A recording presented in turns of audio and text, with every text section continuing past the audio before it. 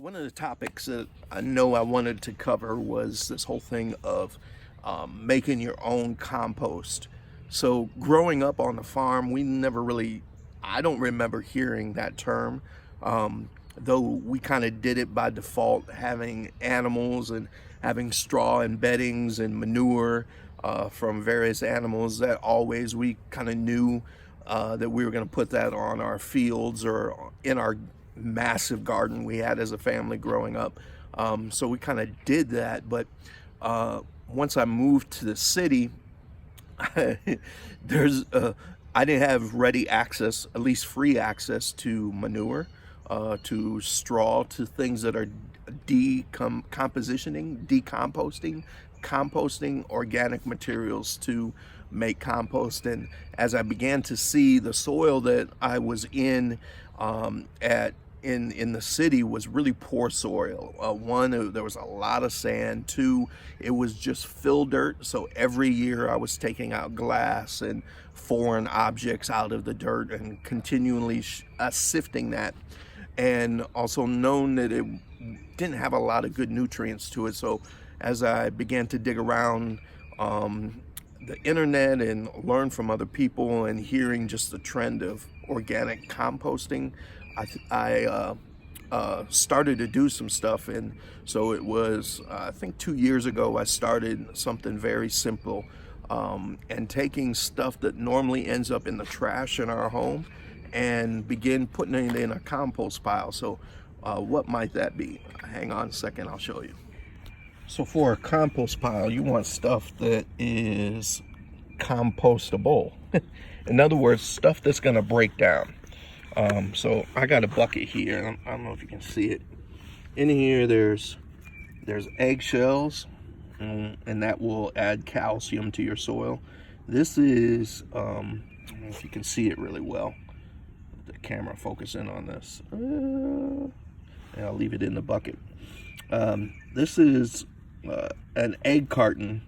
So we've been getting our eggs from Aldi's, and they come in this this kind of like a cardboard egg carton. And I think it's made out of recycled material already, and it breaks down really easily, and it's really good for the garden. You see all this?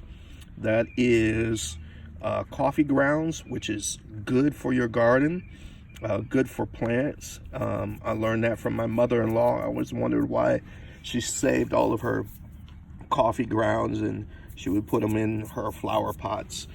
So actually, at our house, we have a Keurig machine.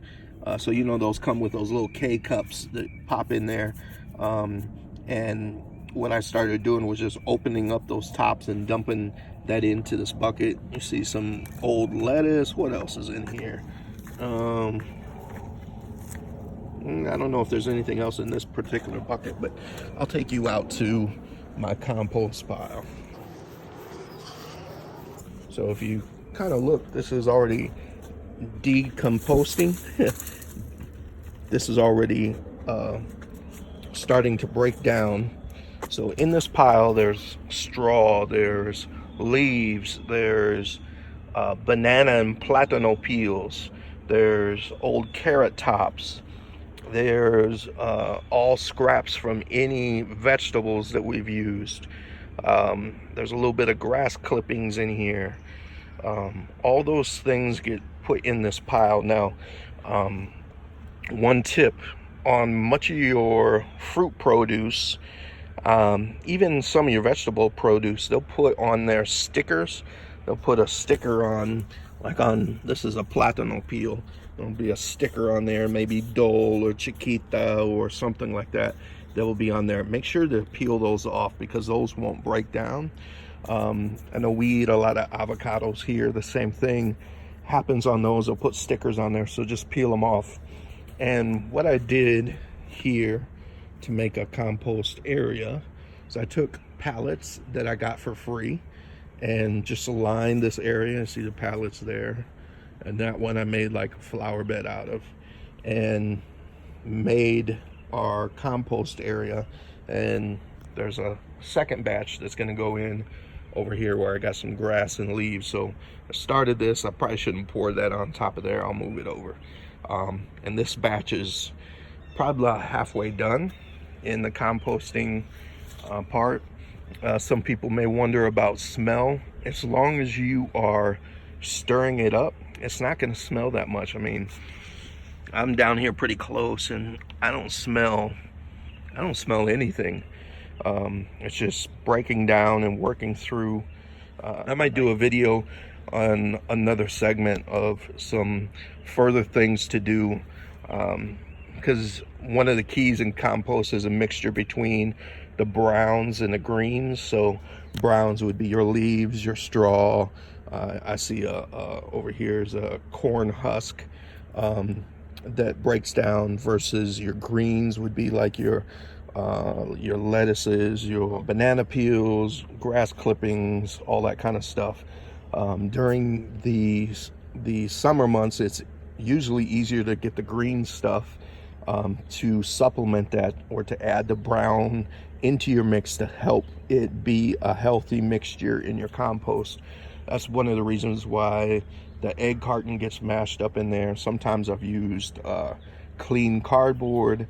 Another thing that I've used is the tubes from your toilet paper, the empty rolls, or the paper towel rolls. And another key is to try to cut it up. So instead of putting a whole carton in, the whole carton would break down over time, but the more it's cut up, the better it will break down. So even with your leaves, I don't know if you can see too much in here. Some of these I tried to, my lawnmower has a composting option where it just kind of chops stuff up. So I try to chop those up as well. So usually about once a week, I try to take my my pitchfork in here and stir this up and keep that loose as much as possible, and so oxygen can get in there and help break that down. And then once it's done, probably another 3-4 weeks maybe, then I can begin to put it into my garden in the differing areas.